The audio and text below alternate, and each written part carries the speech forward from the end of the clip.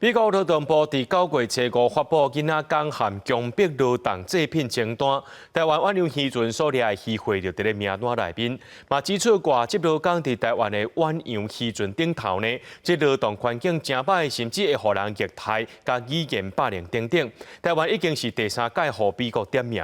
民间团体就批评政府讲，若准唔来积极处理这外籍渔工人权甲劳权问题，恐惊着会失去国际市场。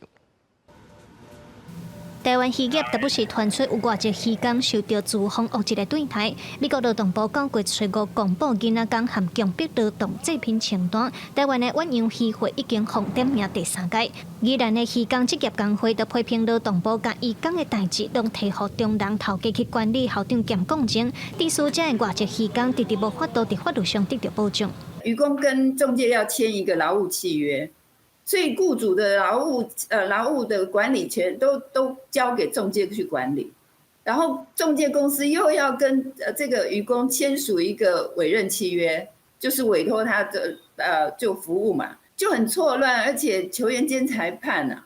美国劳动部伫这份清单指出，外籍渔工上渔船了后，爱伫咧正歹的环境，逐工做10倍至22点钟，甚至会互人凌迟甲言语霸凌，佫会互人用无正当的理由扣薪水，甚至佫袂使解约。针对台湾渔业济劳权和人权的问题，联合和平基金会和济民团发新文稿，要求政府着要求远洋渔船爱装 WiFi， 互渔工会当随时反映问题，嘛着确保这 WiFi 有通讯的作用。现在的科技其实渔船上面都是可以装 WiFi， 对，那这些通讯系统也是可以去降低渔工受到孤立的这